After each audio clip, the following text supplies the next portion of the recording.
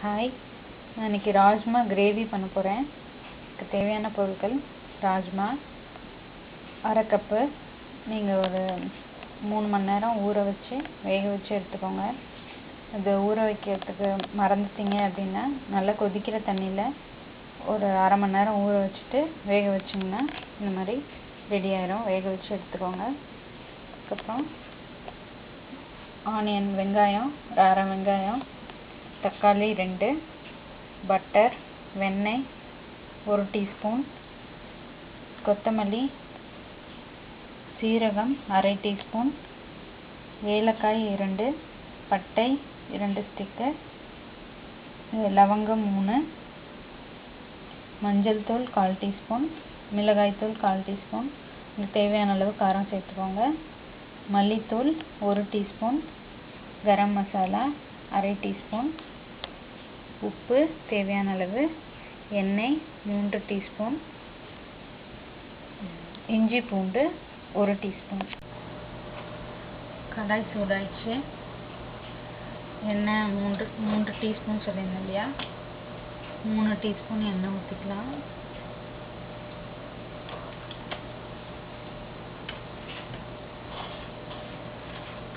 பட்டை, லவங்கம், ஏலக்காய், சீரகம்,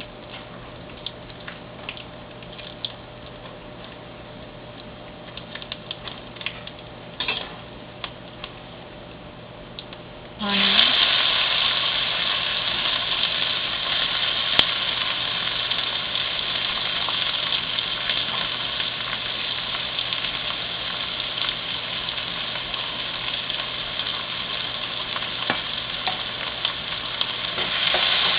வெங்காயத்தை நல்லா வதக்கிடலாம். வெங்காயம் நல்லா இந்த மாதிரி ப்ரௌனாக வதங்கணும். இந்த மாதிரி வதங்கினா தான் நல்லா டேஸ்ட்டாக இருக்கும். வெங்காயம் வதங்கினதுக்கப்புறம் 1 டீஸ்பூன் இஞ்சி பூண்டு சொல்லியிருந்தேன் இல்லையா, 1 டீஸ்பூன் இஞ்சி பூண்டு அதை போட்டுட்டு இது ஒரு நிமிஷம் நல்லா வதக்கிட்டு இந்த பச்சை வாசனை போகிற அளவுக்கு வதக்கணும்.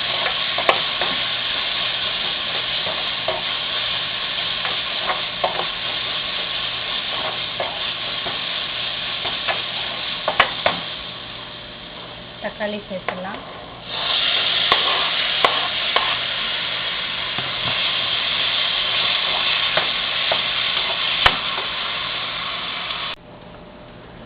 தக்காளி நல்லா வெந்துருச்சு. தக்காளியை நல்லா நசுக்கி விடுங்க. தக்காளி நல்லா வெந்தவுடனே இந்த மசாலா பொடியெல்லாம் சொன்னேன் இல்லையா, மஞ்சள் பொடி, மிளகாய் பொடி, கரம் மசாலா, தனியா பொடி எல்லாத்தையும் சேர்த்துருங்க.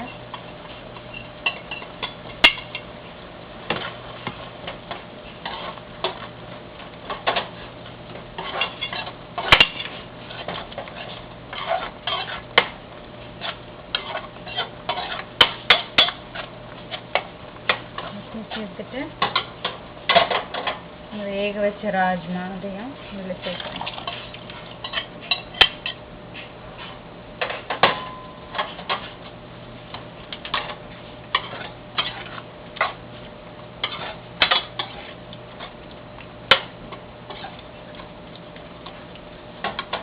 கொஞ்சம் தண்ணி சேர்த்துடலாம்.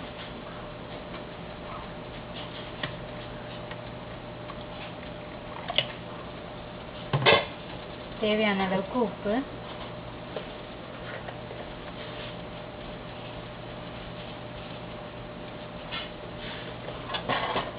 காரம்லாம் இந்த ஸ்டேஜில் சரியாக இருக்கான்னு பார்த்துட்டு 4 நிமிஷம் நல்லா கொதிக்க விடுங்க. கொதிச்சதுக்கப்புறம் வெண்ணெய் சேர்த்துடலாம். 4 நிமிஷம் நல்லா கொதிச்சிடுச்சு. பட்டர் 1 டீஸ்பூன் சொல்லியிருந்தேன் இல்லையா, அதை இதில் போட்டுடலாம். கொத்தமல்லி இலை,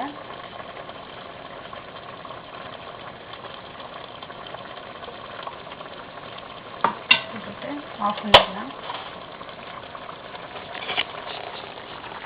சுவையான ராஜ்மா ரெடி ஆயிடுச்சு. சப்பாத்தியோட, புல்கா ரொட்டியோட ரொம்ப டேஸ்ட்டாக இருக்கும். நீங்களும் ட்ரை பண்ணி பாருங்கள்.